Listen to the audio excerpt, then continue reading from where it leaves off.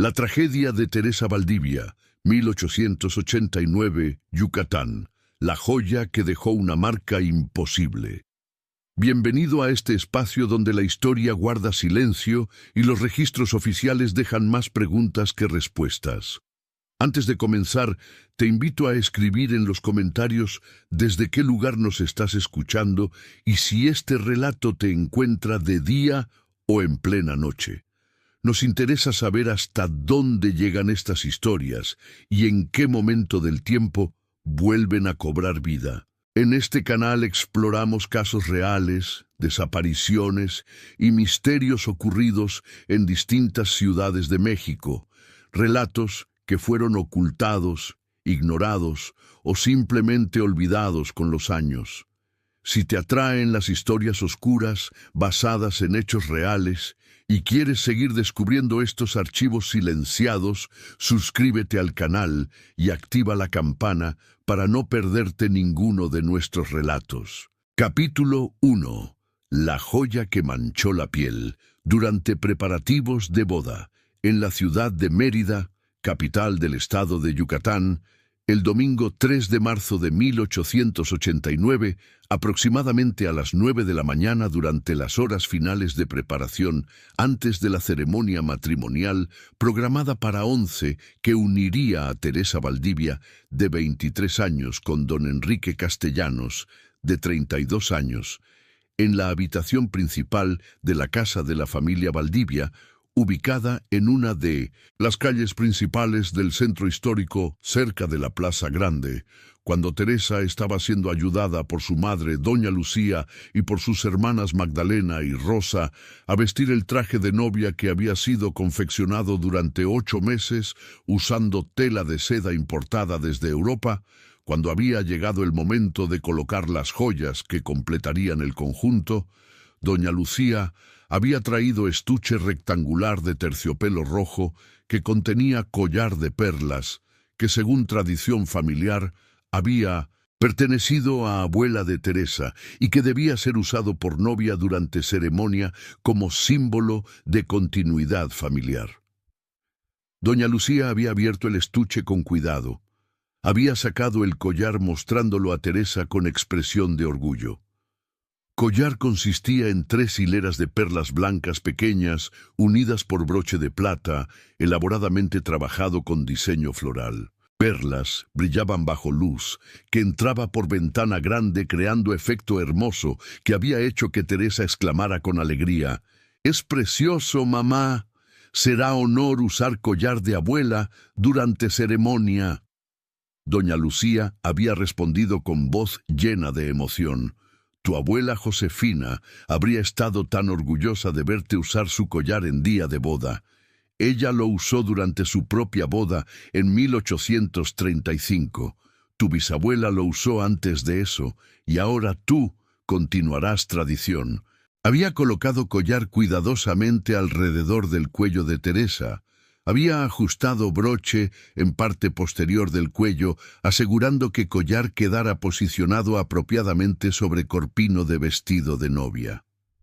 Teresa había mirado hacia espejo grande, admirando cómo perlas complementaban vestido blanco, creando conjunto elegante, apropiado para boda de familia de clase alta. Pero aproximadamente 5 minutos después de que collar había sido colocado, Teresa había comenzado a sentir sensación extraña en piel donde perlas hacían contacto con cuello. Sensación había comenzado como picazón ligera que había atribuido inicialmente a nerviosismo natural de novia en día de boda. Pero sensación había intensificado durante minutos siguientes, convirtiéndose en irritación más pronunciada que había causado que Teresa llevara mano a cuello, frotando área afectada. Magdalena, que estaba ayudando a arreglar velo, había notado movimiento. «Teresa, ¿pasa algo? ¿Te molesta el collar?» Teresa había respondido con tono de incertidumbre: «No sé. Siento irritación en cuello donde perlas tocan piel. Es sensación extraña, como si algo estuviera quemando piel ligeramente». Doña Lucía había acudido inmediatamente con expresión de preocupación. ¿Quemando? Déjame ver. Había examinado cuello de Teresa girándola hacia luz, y lo que había visto había causado alarma inmediata. En áreas donde perlas habían estado en contacto directo con piel, particularmente enfrente del cuello donde 3 hileras descansaban, piel había desarrollado manchas rojizas que parecían ser reacción a algo irritante. «Quita el collar inmediatamente», había ordenado con urgencia. Había desabrochado broche rápidamente, había removido collar y había examinado cuello de Teresa más de cerca. Manchas rojizas eran claramente visibles y parecían estar intensificando incluso después de que collar había sido removido. Rosa, que era hermana menor y que había estado observando con expresión de alarma creciente, había preguntado: «¿Qué causa esas manchas? ¿Teresa es alérgica a perlas?». Pero doña Lucía había sacudido cabeza con confusión. «Eso no tiene sentido. Perlas son material natural que no causa alergias típicamente, y collares de plata, que tampoco debería causar reacción tan severa. Además, Teresa ha usado joyas de plata antes sin problema. Había examinado collar más de cerca bajo luz. Había mirado perlas y broche de plata, intentando identificar qué podría haber causado reacción. Y entonces había notado algo que no había visto cuando había abierto estuche inicialmente. En superficie de algunas perlas, particularmente las que habrían estado en contacto más directo con piel de Teresa, había residuo muy ligero color verdoso, casi imperceptible, que podría haber sido pasado por alto fácilmente, pero que bajo examinación cercana era visible. Había tocado residuo con dedo con cuidado, había frotado ligeramente, y luego había olido dedo. El aroma era débil, pero distintivo. No era aroma natural de perlas o de plata. Era algo más, algo químico que no debería estar presente en joya antigua. Esta es la historia de Teresa Valdivia, quien el 3 de marzo de 1889 estaba preparándose para casarse con Enrique Castellanos, cuando collar de perlas familiar que debía usar durante ceremonia comenzó a manchar piel de cuello, causando irritación que reveló presencia de residuo extraño en perlas, descubrimiento que conduciría a investigación, revelando que collar había estado en posesión de mujer llamada Victoria Solís, que había muerto en circunstancias misteriosas 5 años antes, en 1884, que Victoria había sido envenenada con arsénico durante período de meses, que collar había absorbido arsénico del contacto prolongado con piel envenenada de Victoria, y que cuando Teresa había usado collar, residuo de arsénico había causado irritación, revelando conexión con muerte no resuelta, que abriría investigación dormida, exponiendo asesinato que familia había ocultado durante años. Los detalles completos de cómo el collar manchó la piel, revelando residuo de arsénico. La mañana del 3 de marzo de 1889 había comenzado temprano en la casa de la familia Valdivia, ubicada en calle 60 del centro histórico de Mérida. Teresa había despertado aproximadamente a las 6, con mezcla de emoción y nerviosismo que era natural para novia en día de boda. Durante 3 horas siguientes, casa había sido centro de actividad frenética, mientras familia se preparaba para ceremonia que se celebraría a las 11 en la Catedral de Mérida. Empleadas habían limpiado habitaciones, habían arreglado flores en jarrones, habían preparado desayuno ligero que Teresa apenas había podido comer debido a nervios. Doña Lucía y hermanas Magdalena y Rosa habían ayudado a Teresa a bañarse usando agua perfumada con esencias florales. Habían aplicado cremas y polvos a piel según era costumbre de época y habían comenzado proceso elaborado de vestir a novia. El vestido de boda había sido obra maestra de confección que había requerido 8 meses de trabajo por costureras más hábiles de Mérida. Tela de seda blanca había sido importada desde Lyon en Francia a costo considerable de aproximadamente 500 pesos, que representaba inversión significativa para familia de clase media alta. Diseño había seguido moda europea contemporánea. Corpino ajustado con cuello alto, cerrado con botones pequeños de perla que descendían por espalda. Mangas largas con puños de encaje, cintura marcada con faja de satén y falda amplia con múltiples capas de tela, creando volumen que requería crinolina grande para soporte. Velo de encaje blanco que había sido tejido a mano por monja en convento local, se extendía 3 metros detrás de Teresa y sería sostenido durante procesión en iglesia por 4 niñas pequeñas que eran primas actuando como pajes. Aproximadamente a las 9, cuando Teresa estaba casi completamente vestida, faltando solo joyas que completarían conjunto, doña Lucía había recordado collar de perlas familiar que tradición dictaba debía ser usado por novia. Había ido a habitación propia, donde guardaba joyas de familia en caja fuerte pequeña empotrada en pared. Había sacado estuche de terciopelo rojo que contenía collar que, según historia familiar, había pertenecido a abuela Josefina, que había muerto en 1862, aproximadamente 27 años antes. Collar había pasado luego a posesión de madre de doña Lucía, que lo había guardado durante años, y después de muerte de ella en 1870, había pasado a doña Lucía. Pero lo que doña Lucía no había sabido, lo que nadie en familia Valdivia había sabido, era que durante período entre 1880 y 1884, Collar había estado temporalmente en posesión de mujer llamada Victoria Solís, que había sido esposa de primo de doña Lucía, y que Victoria había usado collar regularmente durante meses mientras estaba siendo envenenada lentamente con arsénico por esposo que quería heredar fortuna de Victoria y casarse con amante.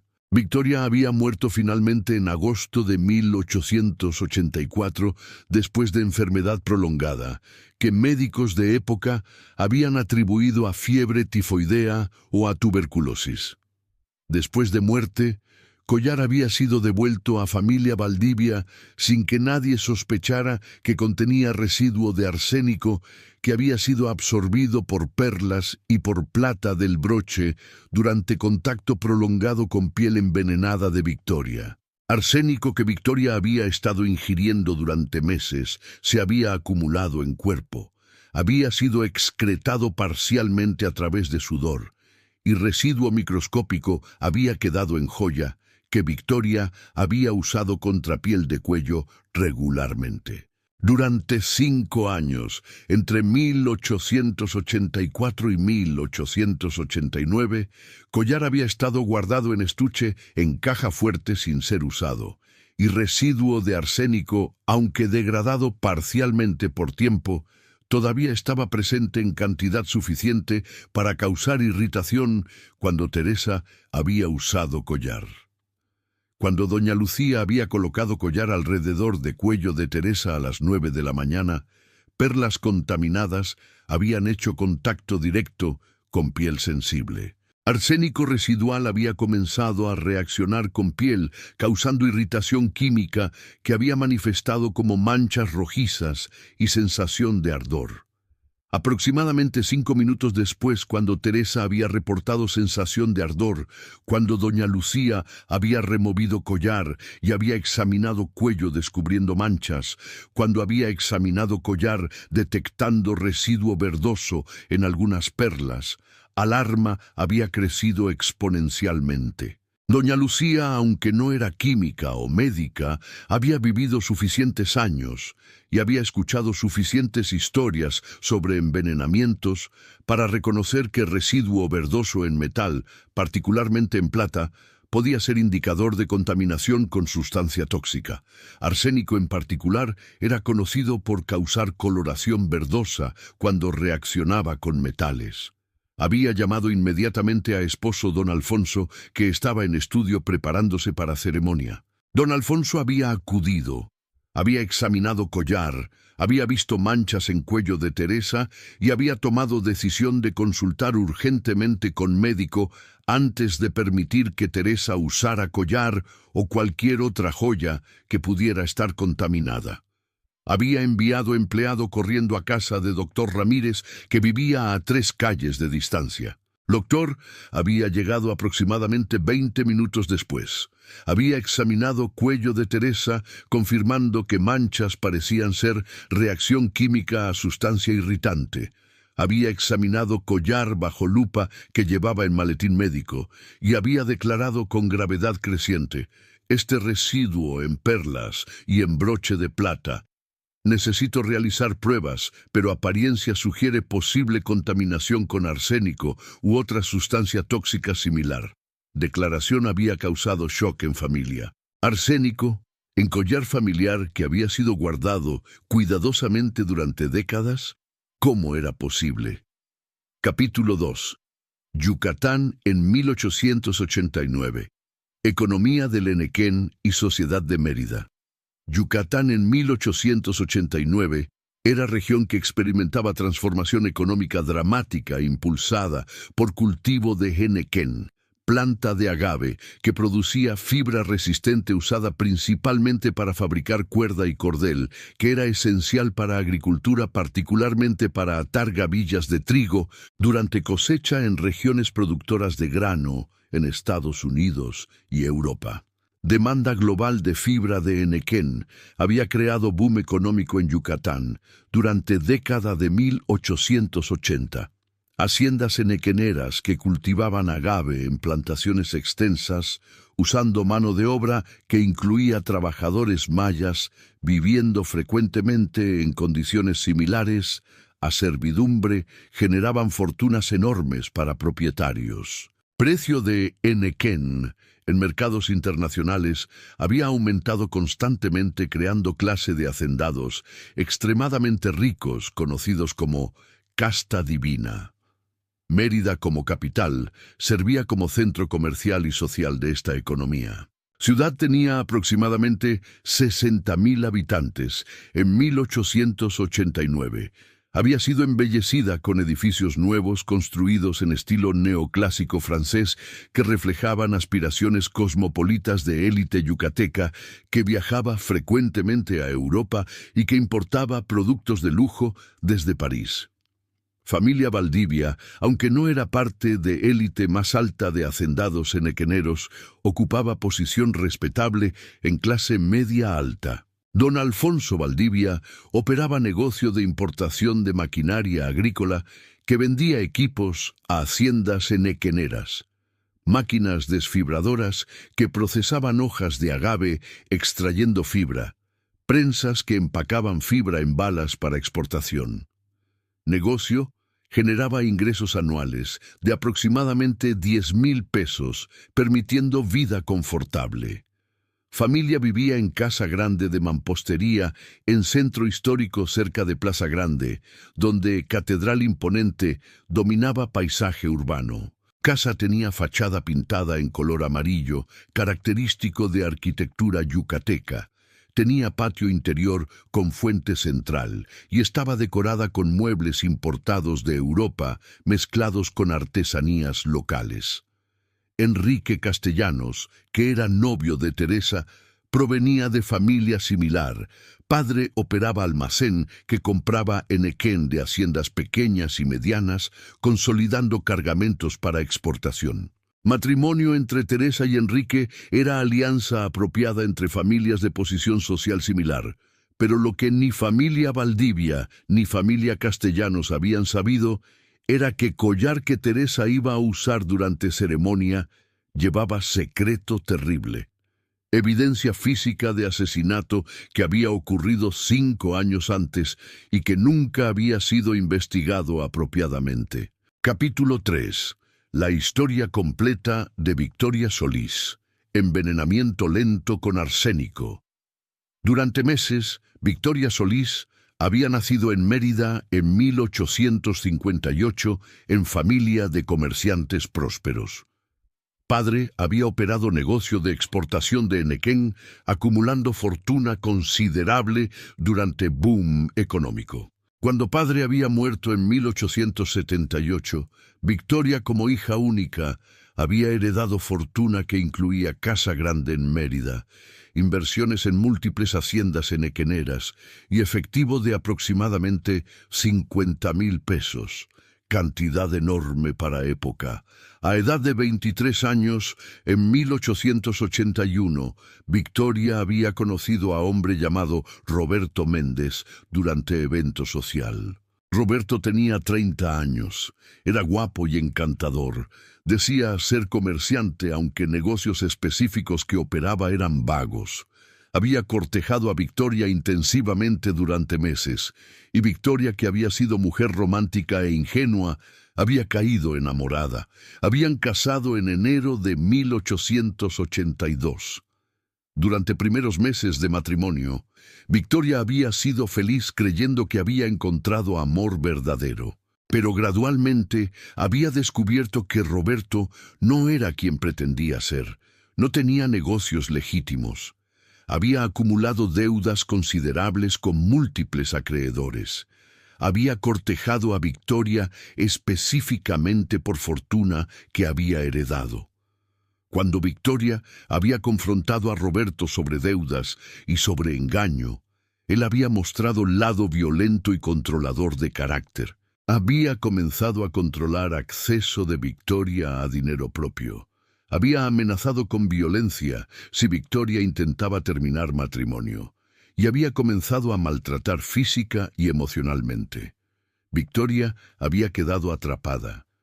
En sociedad de época divorcio, era casi imposible, particularmente para mujer, y revelar públicamente abuso habría causado escándalo que Victoria había temido. Había vivido en matrimonio infeliz durante años, soportando abuso, mientras Roberto gastaba fortuna de Victoria en apuestas y en mantener amante llamada Lucinda, con quien había estado involucrado durante años. Aproximadamente en principios de 1884, Roberto había tomado decisión de eliminar a Victoria para poder heredar fortuna restante y casarse con Lucinda. Había comenzado a envenenar a Victoria usando arsénico que había obtenido comprando veneno para ratas, que era vendido libremente en farmacias de época. Arsénico era veneno perfecto para asesino paciente. En dosis pequeñas causaba síntomas que imitaban enfermedades comunes como problemas gastrointestinales, debilidad general y fiebre. Médicos de época frecuentemente atribuían síntomas a enfermedades naturales, particularmente en región tropical, donde fiebres y enfermedades gastrointestinales eran comunes. Roberto había comenzado a administrar arsénico, mezclándolo en comida y en bebidas de Victoria durante febrero de 1884. Inicialmente, Victoria había experimentado náusea ocasional y malestar estomacal que había atribuido a comida en mal estado o a calor tropical. Pero durante meses siguientes, síntomas habían intensificado. Náusea frecuente, vómito, diarrea, debilidad creciente, pérdida de peso dramática. Durante este periodo, Victoria había usado collar de perlas regularmente. Lo había llevado puesto durante días completos, porque era joya favorita que padre había regalado antes de morir y que le proporcionaba consuelo emocional durante sufrimiento de matrimonio abusivo y de enfermedad misteriosa. Arsénico que Victoria ingería se acumulaba en cuerpo.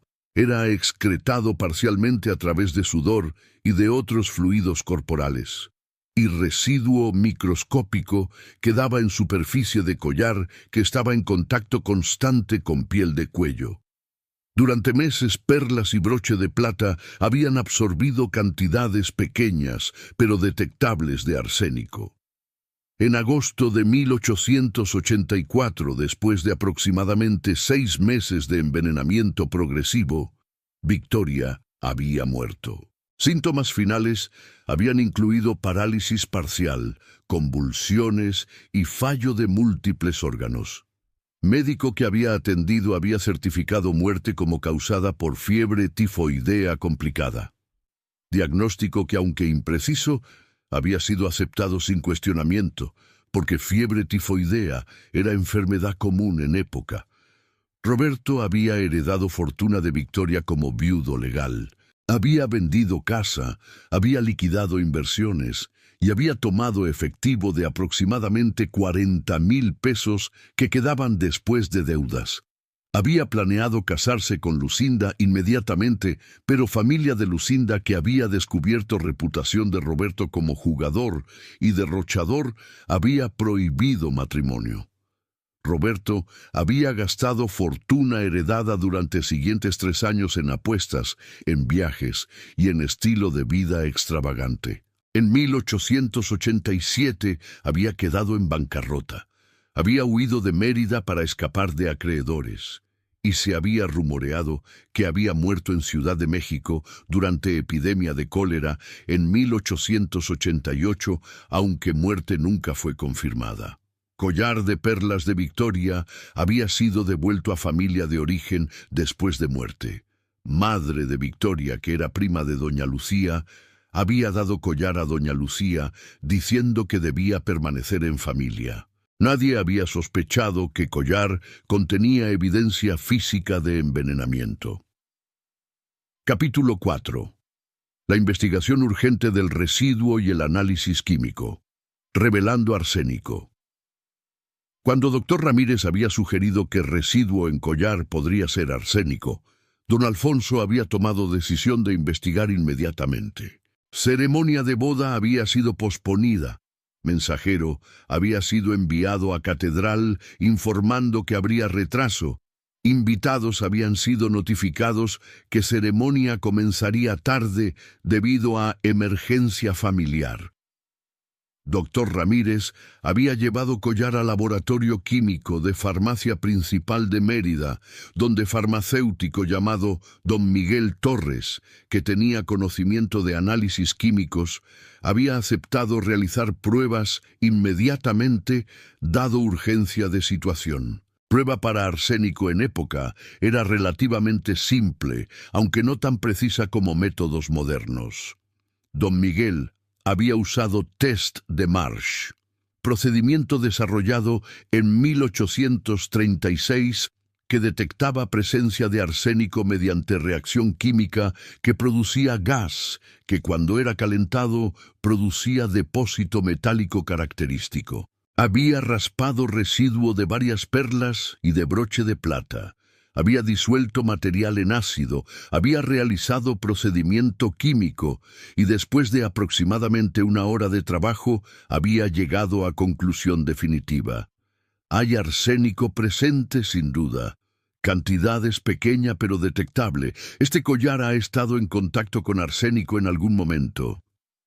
Noticia había sido llevada a familia Valdivia, que había esperado ansiosamente en casa. Don Alfonso había recibido información con mezcla de horror y de confusión. ¿Cómo había llegado arsénico a collar familiar? ¿Había sido contaminación accidental o había explicación más siniestra? Doña Lucía había recordado súbitamente que collar había estado en posesión de Victoria Solís durante período antes de muerte de Victoria. Había mencionado conexión a esposo. El collar estuvo con Victoria durante meses antes de que muriera. Madre de Victoria me lo devolvió después del funeral. Podría haber relación. Don Alfonso había considerado implicación. Victoria había muerto en 1884, de lo que médicos habían diagnosticado como fiebre tifoidea. Pero síntomas que don Alfonso recordaba haber escuchado, náusea prolongada, debilidad, pérdida de peso, eran consistentes también con envenenamiento por arsénico. Había decidido consultar con autoridades. Había acudido a oficina de juez local don Esteban Ávila explicando situación. Collar contaminado con arsénico. Conexión con Victoria Solís, que había muerto 5 años antes en circunstancias que ahora parecían sospechosas. Don Esteban había tomado caso seriamente. Aunque 5 años habían pasado, asesinato no tenía prescripción. Si Victoria había sido envenenada, era crimen que debía ser investigado. Había ordenado exhumación de cuerpo de Victoria para realizar análisis. En época moderna, esto habría sido procedimiento estándar, pero en 1889 era decisión seria que requería autorización especial y que causaba perturbación considerable a familia. Exhumación había ocurrido 3 días después. Cuerpo había sido desenterrado. Muestras de tejido y de cabello habían sido enviadas a Ciudad de México, donde el laboratorio más avanzado podía realizar análisis toxicológicos detallados. Resultados habían llegado aproximadamente 2 semanas después. Niveles altos de arsénico habían sido detectados en cabello y en restos de tejidos de Victoria. Concentraciones eran consistentes con envenenamiento crónico durante periodo de meses. Victoria no había muerto de fiebre tifoidea, había sido asesinada mediante envenenamiento lento con arsénico. Capítulo 5. La revelación del asesinato y la búsqueda del asesino desaparecido. Cuando confirmación de envenenamiento había llegado, investigación completa había sido abierta.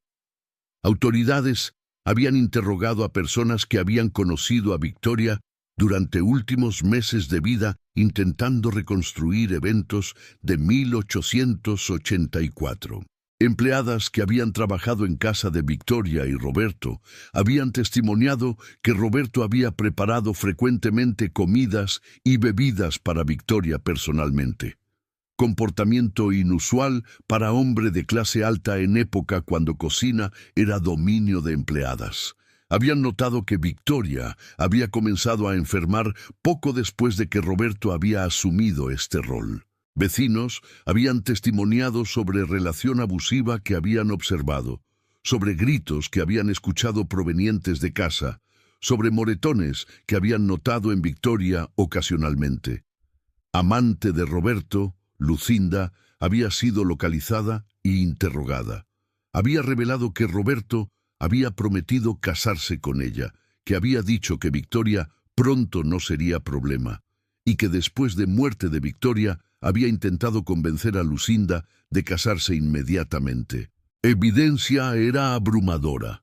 Roberto había envenenado a Victoria deliberadamente durante meses para heredar fortuna y para liberarse para casarse con amante.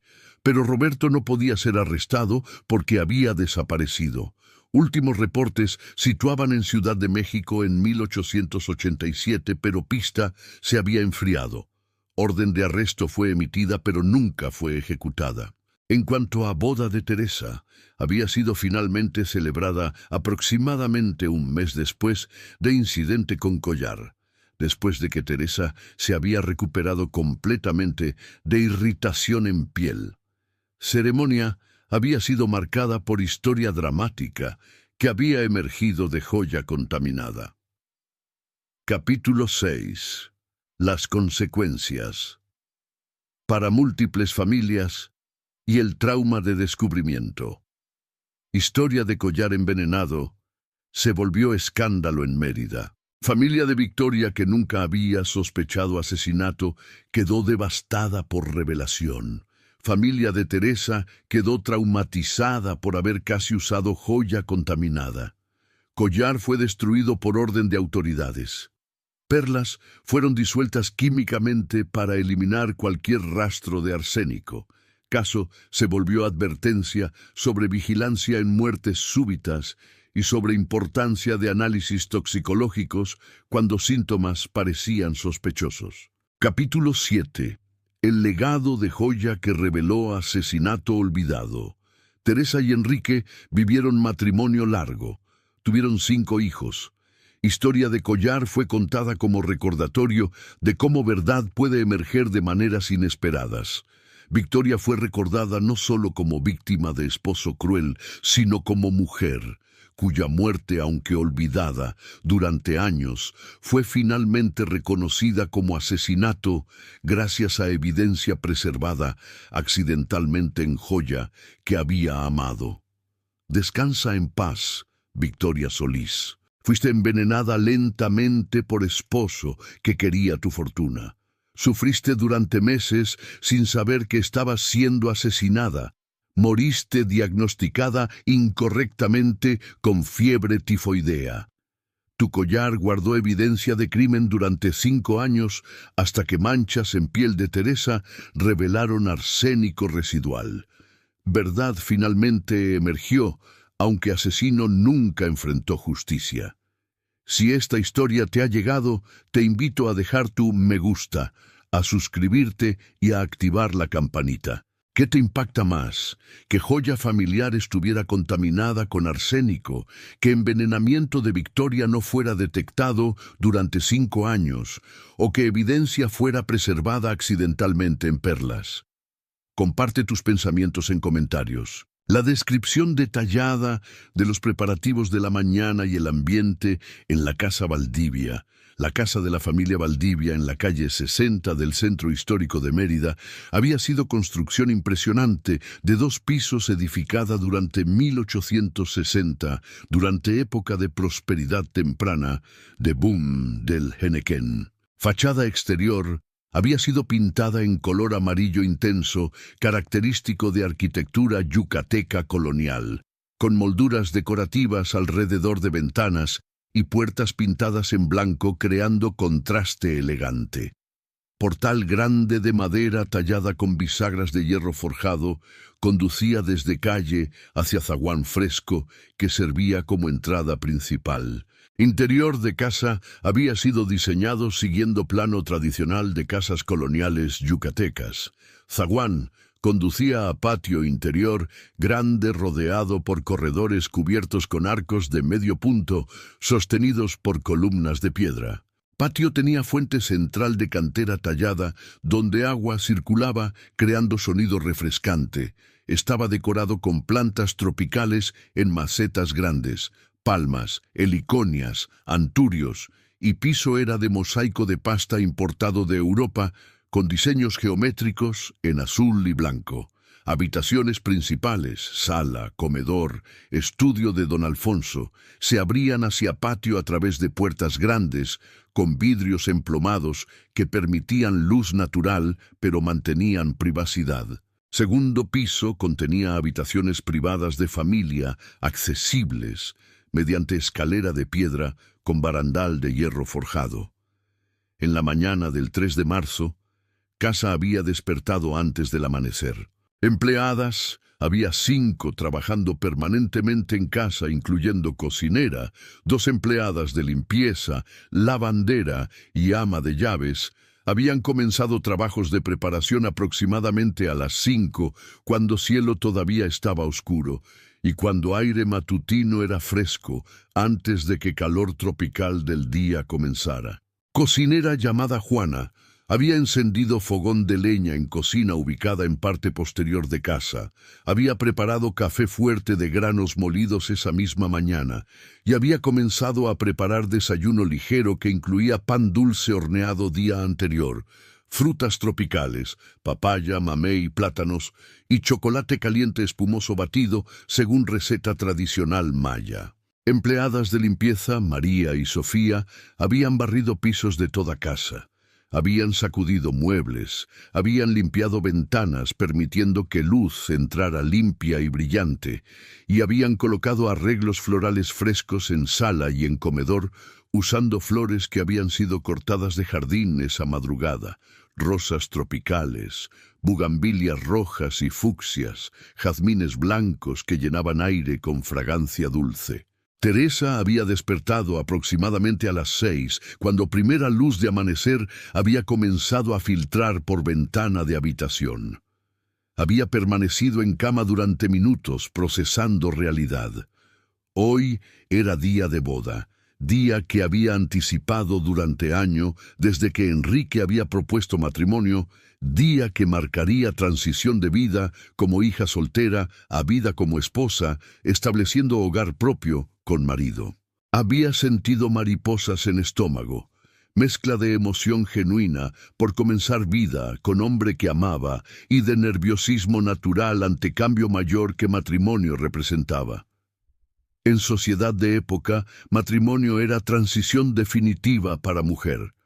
Dejaría casa de padres, donde había vivido toda vida, asumiría nuevas responsabilidades como esposa y eventualmente como madre, y sería juzgada socialmente por éxito en cumplir estos roles. Doña Lucía había entrado en habitación aproximadamente a las 6:15, llevando taza de chocolate caliente.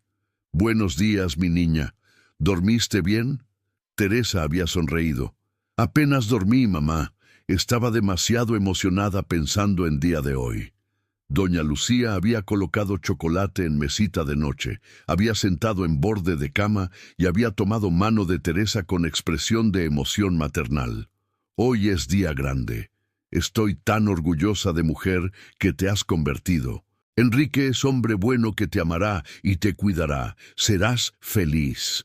Habían conversado durante aproximadamente 15 minutos sobre matrimonio, sobre consejos que madre ofrecía a hija, sobre importancia de paciencia y comprensión en relación matrimonial, sobre manejo de hogar, sobre expectativas que sociedad tenía para esposas de clase media alta. Conversación había sido tierna, llena de amor maternal y de reconocimiento de que relación entre madre e hija cambiaría después de boda, aunque amor permanecería constante. Aproximadamente a las 6:30, Teresa había levantado de cama, había usado agua en jarra de porcelana en habitación para lavarse cara y manos, y había bajado a comedor donde resto de familia. Don Alfonso, hermanas Magdalena, que tenía 21 años, y Rosa, que tenía 19, y hermano menor Carlos, que tenía 16, estaban reunidos para desayuno familiar final antes de que Teresa se convirtiera en esposa. Desayuno había sido evento emocional lleno de brindis con chocolate caliente, de bromas afectuosas sobre cómo Teresa se convertiría en señora seria después de matrimonio, y de expresiones de amor fraternal. Don Alfonso, que era hombre generalmente reservado, en expresión de emociones, había hablado con voz que temblaba ligeramente. «Teresa, eres mi hija mayor. Verte crecer ha sido alegría de mi vida. Hoy te entrego a Enrique sabiendo que serás feliz, pero siempre serás mi niña». Después de desayuno, que había durado aproximadamente 45 minutos, Teresa había regresado a habitación donde proceso elaborado de preparación para boda había comenzado. Primero había sido baño ceremonial. Tina grande de cobre había sido llenada con agua calentada en cocina, había sido perfumada con esencias florales, agua de rosas, extracto de azahar, y Teresa había sido bañada con ayuda de doña Lucía y hermanas, según era costumbre. Proceso había durado aproximadamente 30 minutos, durante los cuales piel había sido limpiada meticulosamente, cabello largo había sido lavado con jabón perfumado, y Teresa había emergido del baño sintiéndose renovada. Luego había comenzado proceso de vestir ropa interior apropiada, camisola de algodón fino, en aguas múltiples de tela blanca almidonada que crearían volumen apropiado para falda de vestido.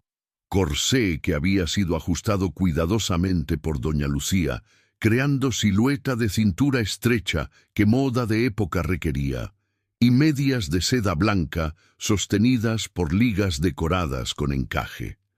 Aproximadamente a las 8:30 había llegado momento de poner vestido de novia. Magdalena y Rosa habían sacado vestido de armario grande, donde había sido guardado cuidadosamente, envuelto en sábana de lino blanco para protegerlo de polvo. Habían extendido vestido en cama, permitiendo que Teresa lo admirara.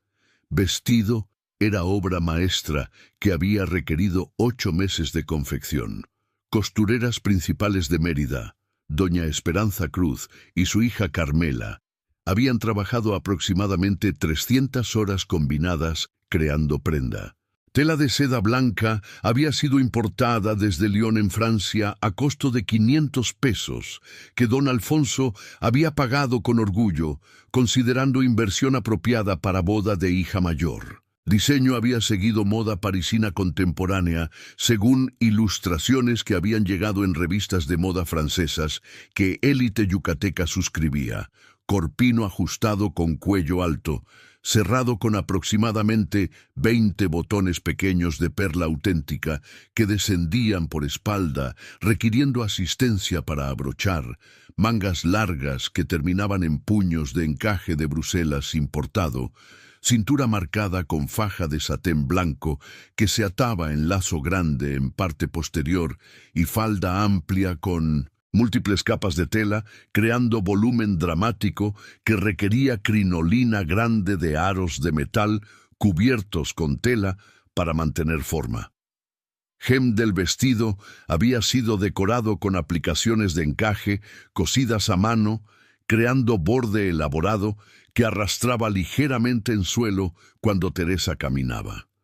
Tren del vestido se extendía aproximadamente 2 metros detrás, creando efecto dramático apropiado para procesión en catedral. Proceso de vestir había requerido aproximadamente 30 minutos, porque cada capa de ropa debía ser colocada cuidadosamente.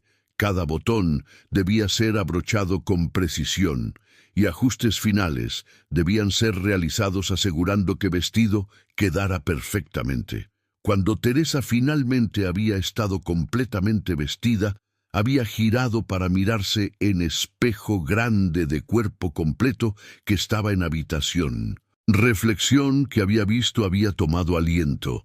Mujer hermosa, vestida en blanco inmaculado con tela que brillaba bajo luz que entraba por ventana, con forma que era elegante y apropiada según estándares de belleza de época. Por momento Teresa había sentido que no reconocía a mujer en espejo. Parecía ser versión idealizada de sí misma, novia de pintura romántica, no persona real. Pero gradualmente había comprendido que esta imagen era quien sería durante ceremonia, novia perfecta cumpliendo rol que sociedad esperaba. Magdalena había comenzado a arreglar cabello de Teresa. Cabello que normalmente Teresa llevaba trenzado, simplemente debía ser arreglado elaboradamente para boda. Magdalena, que tenía habilidad particular para peinado, había trabajado durante aproximadamente 45 minutos. Había cepillado cabello largo hasta que brillaba. Había creado rizos usando tenazas calentadas en lámpara de aceite. Había arreglado rizos en estilo alto fijándolos con pasadores decorativos y había dejado algunos mechones sueltos enmarcando rostros suavemente. Rosa había aplicado maquillaje ligero según era apropiado, polvos de arroz para crear tez pálida que era ideal de belleza de época, toque muy ligero de colorete en mejillas para dar apariencia de rubor natural y aceite perfumado en labios para darles brillo sutil. Aproximadamente a las 9:10, Teresa había estado casi completamente preparada, faltando solo velo y joyas que completarían conjunto. Velo de encaje blanco que había sido tejido a mano por monja en convento de las monjas en Mérida había sido traído por Rosa. Magdalena había colocado velo sobre cabeza de Teresa, fijándolo con peineta decorativa de carey.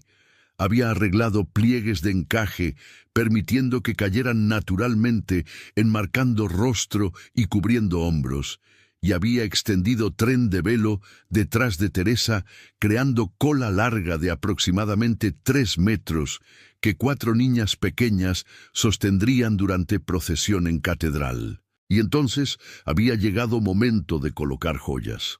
Doña Lucía había recordado collar de perlas de abuela Josefina, que tradición familiar dictaba debía ser usado por novia. Había ido a habitación propia, había abierto caja fuerte y había sacado estuche de terciopelo rojo que contenía collar que llevaba historia familiar de 3 generaciones, pero que también, aunque nadie lo había sabido, llevaba secreto terrible de muerte por envenenamiento que había ocurrido 5 años antes. Y cuando collar había sido colocado alrededor de cuello de Teresa, cuando perlas contaminadas con arsénico residual habían hecho contacto con piel sensible, cuando irritación química había comenzado creando manchas rojizas que revelarían contaminación. Cadena de eventos había sido iniciada que transformaría día de celebración en día de descubrimiento de asesinato olvidado. La historia detallada de Victoria Solís, desde infancia hasta muerte trágica. Victoria había nacido el 12 de abril de 1858 en Casa Grande, en calle 62 de Mérida, misma calle donde familia Valdivia vivía varias cuadras más al norte. Padre don Augusto Solís había sido comerciante exitoso que había comenzado carrera vendiendo productos básicos en mercado, pero que había reconocido oportunidad en boom de Enequén emergente. Durante década de 1860, cuando producción de Enequén había comenzado a expandirse dramáticamente, don Augusto había establecido negocio de exportación comprando fibra de Enequén de haciendas medianas y pequeñas, consolidando cargamentos y exportando a puertos en Estados Unidos y Europa donde demanda era creciente. Negocio había prosperado permitiendo que don Augusto acumulara fortuna considerable. Victoria había crecido en ambiente de privilegio relativo. Había asistido a escuela para niñas de familias respetables, donde había aprendido a leer y escribir en español. Había estudiado francés básico, que era marca de educación refinada. Había aprendido piano y bordado según era apropiado para señoritas de clase alta. Y había sido educada en valores católicos y en expectativas sociales para mujeres de época. Había sido niña alegre y romántica, según testimonios de personas que la habían conocido. Había amado leer novelas románticas, particularmente obras de autores franceses, que habían sido traducidas al español. Había disfrutado tocar piano, interpretando piezas de compositores clásicos, y había soñado con encontrar amor verdadero y establecer matrimonio feliz, según ideal romántico que literatura había cultivado. Durante adolescencia, Victoria había sido considerada una de muchachas más hermosas de su generación en Mérida, cabello negro largo y grueso, ojos grandes color café oscuro, tez clara que era valorada en sociedad de época y figura elegante. Múltiples pretendientes de familias respetables habían expresado interés durante años cuando Victoria había tenido entre 18 y 22 años. Pero Victoria había rechazado propuestas múltiples, esperando encontrar conexión emocional genuina, no solo alianza práctica entre familias. Había creído en amor romántico, había querido casarse por amor, no por conveniencia, y había esperado que hombre perfecto eventualmente aparecería. Cuando padre don Augusto había muerto súbitamente en octubre de 1878 de ataque al corazón a edad de 52 años, Victoria había quedado devastada emocionalmente. Padre había sido figura central en vida, había sido protector y consejero, y pérdida había sido golpe tremendo. Situación financiera había complicado duelo. Como hija única, Victoria había heredado fortuna entera que incluía casa grande en Mérida valorada en aproximadamente 15,000 pesos, inversiones en 3 haciendas enequeneras que generaban ingresos pasivos de aproximadamente 3,000 pesos anuales y efectivo y valores de aproximadamente 50,000 pesos depositados en banco. Fortuna había hecho a Victoria mujer extremadamente rica para estándares de época. Podría haber vivido confortablemente durante décadas sin trabajar simplemente de ingresos de inversiones. Pero fortuna también la había convertido en objetivo para hombres sin escrúpulos, que veían oportunidad de enriquecerse mediante matrimonio. Madre de Victoria. Doña Carmen había muerto años antes, en 1865, cuando Victoria había tenido solo 7 años. Entonces Victoria no tenía figura materna que pudiera aconsejarla o protegerla. Tía, que había asumido rol de tutora, había sido mujer mayor que, aunque bien intencionada, no había tenido experiencia detectando engaño sofisticado. En esta situación de vulnerabilidad emocional, llorando pérdida de padre, sintiéndose sola a pesar de fortuna, anhelando conexión emocional, Victoria había conocido a Roberto Méndez en febrero de 1881 durante baile organizado por Sociedad de Mérida. Roberto había tenido 30 años en momento de encuentro inicial. Había sido hombre extremadamente guapo según múltiples testimonios, alto aproximadamente 1,85 m, constitución atlética, rasgos faciales simétricos, cabello oscuro peinado según moda europea y bigote bien cuidado. Había vestido trajes importados de Europa. Había hablado con educación aparente citando literatura y filosofía y había proyectado imagen de caballero refinado. Durante primera conversación en baile, Roberto había mostrado interés genuino en Victoria, preguntando sobre intereses, sobre libros que había leído, sobre música que disfrutaba. Había descubierto que compartían amor por literatura romántica francesa. O al menos, Roberto había afirmado compartir amor después de que Victoria había expresado pasión por obras de Víctor Hugo y Alexandre Dumas.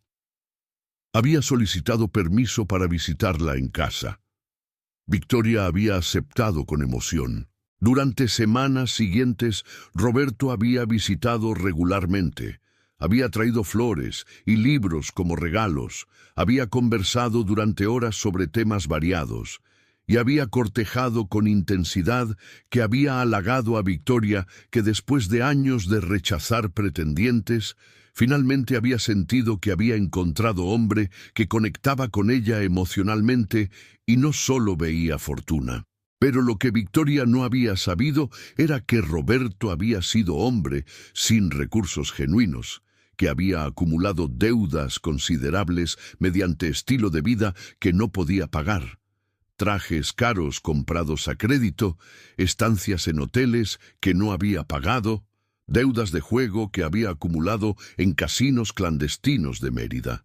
Había investigado deliberadamente a Victoria antes de acercarse. Había aprendido sobre fortuna que había heredado y había planeado cortejo específicamente para capturar matrimonio que le permitiría acceso a riqueza. Durante cortejo, cada gesto romántico, cada cita literaria, cada expresión de afecto había sido calculada para manipular emociones de Victoria. Después de 3 meses de cortejo intenso, Roberto había propuesto matrimonio en mayo de 1881. Victoria había aceptado con alegría, creyendo que había encontrado amor verdadero. Boda había sido celebrada en junio en Catedral de Mérida con aproximadamente 300 invitados, representando familias prominentes de sociedad yucateca. Durante primeros meses de matrimonio, Victoria había sido feliz, ignorante de verdad sobre carácter de esposo. Habían vivido en casa que Victoria había heredado de padre. Roberto había asumido control de finanzas de Victoria, argumentando que como esposo era su responsabilidad manejar asuntos económicos de familia. Gradualmente, verdad había comenzado a emerger. Acreedores habían comenzado a aparecer en casa exigiendo pago de deudas que Roberto había acumulado antes de matrimonio. Roberto había usado dinero de Victoria para pagar deudas sin consultar. Había comenzado a gastar extravagantemente en apuestas, en viajes y en mantener amante llamada Lucinda, con quien había estado involucrado durante años antes de conocer a Victoria. Cuando Victoria había descubierto evidencia de amante, carta que Roberto había dejado descuidadamente en escritorio y había confrontado, Roberto había mostrado lado violento de carácter. Había gritado con ira, había amenazado con violencia física y había declarado que como esposo tenía derecho de hacer lo que quisiera. Victoria había quedado atrapada en matrimonio abusivo. Divorcio era casi imposible en sociedad católica de época, y revelación pública de abuso habría causado escándalo que Victoria había temido.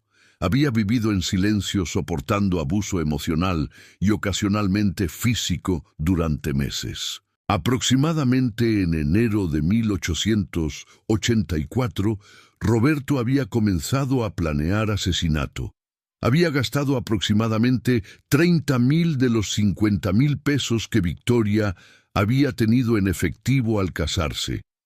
Había comprendido que Victoria eventualmente podría buscar manera de terminar matrimonio o de restringir acceso a dinero. Solución había sido eliminarla permitiéndole heredar fortuna restante como viudo legal. Había comprado arsénico en farmacia local. Veneno para ratas era vendido libremente sin regulación. Había comenzado a mezclarlo en comida de Victoria, en dosis pequeñas, aproximadamente en febrero de 1884. El proceso de envenenamiento mes a mes, con síntomas detallados. Febrero de 1884. Roberto había comenzado campaña de envenenamiento, agregando aproximadamente medio grano, aproximadamente 30 miligramos, de arsénico en polvo a comida de Victoria 2 o 3 veces por semana. Cantidad había sido suficientemente pequeña que síntomas iniciales habían sido leves y fácilmente atribuibles a causas inocentes. Victoria había comenzado a experimentar náusea ocasional, particularmente después de cenas. Había atribuido malestar a comida demasiado condimentada o a calor tropical que afectaba digestión. Había mencionado síntomas a Roberto casualmente. Me siento un poco mal del estómago últimamente. Roberto había respondido con falsa preocupación. Quizás deberías comer porciones más pequeñas. O quizás es el calor. Muchas personas se enferman durante temporada calurosa. Marzo de 1884. Roberto había aumentado dosis a aproximadamente un grano, 60 miligramos, 3 veces por semana. Síntomas habían intensificado. Náusea había vuelto más frecuente. Victoria había comenzado a experimentar dolor abdominal que describía como retortijones y había perdido apetito comenzando a perder peso. Había consultado con médico de familia Dr. Hernández que había diagnosticado dispepsia causada probablemente por calor y estrés, y había recetado tónico digestivo que no había tenido efecto porque el problema no era digestivo, sino envenenamiento. Durante este mes, Victoria había comenzado a usar collar de perlas casi constantemente. Lo había puesto por mañanas y no lo había removido hasta noches. Collar había sido regalo de padre antes de muerte. Había proporcionado consuelo emocional durante sufrimiento de matrimonio infeliz y había vuelto casi talismán que llevaba buscando protección y conexión con memoria de padre. Abril-mayo de 1884. Síntomas habían progresado a severidad mayor. Vómito se había vuelto frecuente particularmente por mañanas. Diarrea había comenzado causando deshidratación. Debilidad general había hecho que Victoria pasara días enteros en cama, incapaz de levantarse, y pérdida de peso había continuado. Victoria, que normalmente había pesado aproximadamente 55 kilos, había perdido aproximadamente 8 kilos durante 3 meses. Dr. Hernández había sido llamado nuevamente. Había considerado posibilidad de fiebre tifoidea, que era enfermedad común en trópicos, pero ausencia de fiebre alta y constante había hecho diagnóstico incierto. Había recetado reposo y dieta ligera. Durante este período, Roberto había mostrado fachada de esposo preocupado, visitando frecuentemente habitación de Victoria, preguntando sobre síntomas, ofreciendo traer comida y bebida. Cada gesto de cuidado había sido oportunidad para administrar arsénico adicional. Victoria, que había estado debilitada y que había dependido de Roberto para cuidado, no había sospechado que esposo era fuente de enfermedad. Junio-julio de 1884. condición había deteriorado dramáticamente. Vómito había vuelto violento y frecuente, causando que Victoria no pudiera retener comida. Deshidratación había vuelto severa, causando piel seca y ojos hundidos. Debilidad había progresado a punto donde Victoria apenas podía caminar, necesitando asistencia para ir de cama a silla. Y confusión mental había comenzado. Victoria había tenido episodios donde no recordaba eventos recientes o donde había confundido presente con pasado. Cabello había comenzado a caerse en cantidades alarmantes, síntoma característico de envenenamiento crónico con arsénico, pero que médicos de época frecuentemente atribuían a estrés de enfermedad. Familia extendida, tía, primos, habían visitado expresando preocupación profunda. Habían sugerido consultar especialista de Ciudad de México, pero Victoria había estado demasiado débil para viajar. Agosto de 1884. Durante primera semana de agosto, síntomas finales habían aparecido. Parálisis parcial en piernas había comenzado limitando movilidad completamente. Convulsiones habían ocurrido durante las cuales Victoria había perdido conciencia temporalmente y fallo de múltiples órganos había comenzado. Riñones habían dejado de funcionar apropiadamente, causando acumulación de toxinas en sangre. Doctor Hernández había visitado diariamente, pero había sido incapaz de proporcionar tratamiento efectivo.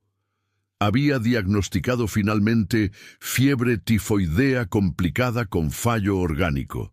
Diagnóstico que, aunque incorrecto, había sido aceptado porque síntomas tenían similitudes con enfermedades tropicales conocidas. Victoria había muerto el 14 de agosto de 1884, aproximadamente a las 3 de la mañana, después de convulsión final. Había tenido solo 26 años. Roberto, que había estado presente durante muerte, había mostrado lágrimas falsas, había abrazado cuerpo de Victoria y había declarado con voz quebrada: «Mi amor, mi pobre amor, la enfermedad te ha llevado de mí». Funeral había sido celebrado 2 días después en catedral con aproximadamente 200 asistentes. Victoria había sido enterrada en Cementerio General de Mérida. Roberto había llorado visiblemente durante ceremonia, creando impresión de viudo devastado. Pero inmediatamente después de funeral, Roberto había comenzado proceso de reclamar herencia. Como viudo legal, había heredado fortuna restante que después de gastos durante 3 años de matrimonio, había consistido en casa valorada en 15,000 pesos, inversiones en haciendas que generaban 3,000 pesos anuales y efectivo de aproximadamente 20,000 pesos. Había vendido casa rápidamente, había liquidado inversiones y había tomado efectivo de aproximadamente 40,000 pesos total. Había intentado casarse con amante Lucinda inmediatamente, pero familia de ella, que había descubierto reputación de Roberto como jugador, había prohibido matrimonio. Roberto había gastado fortuna durante siguientes 3 años viajando, apostando y viviendo extravagantemente. En 1887 había quedado en bancarrota, había huido de Mérida para escapar de acreedores. Rumor había circulado que había muerto en Ciudad de México durante epidemia de cólera en 1888, pero muerte nunca fue confirmada. Y collar de perlas que Victoria había usado casi constantemente durante últimos meses de vida, collar que había absorbido arsénico del sudor de piel envenenada, había sido devuelto a familia después de funeral sin que nadie sospechara que contenía evidencia de asesinato. Gracias por escuchar esta historia de joya que manchó piel de novia, revelando conexión con asesinato no resuelto, caso que demostró cómo verdad puede emerger cuando menos se espera. Hasta el próximo caso. Si esta historia te ha llegado, te invito a dejar tu me gusta, a suscribirte y a activar la campanita. Comparte en los comentarios. Gracias. Hasta el próximo caso.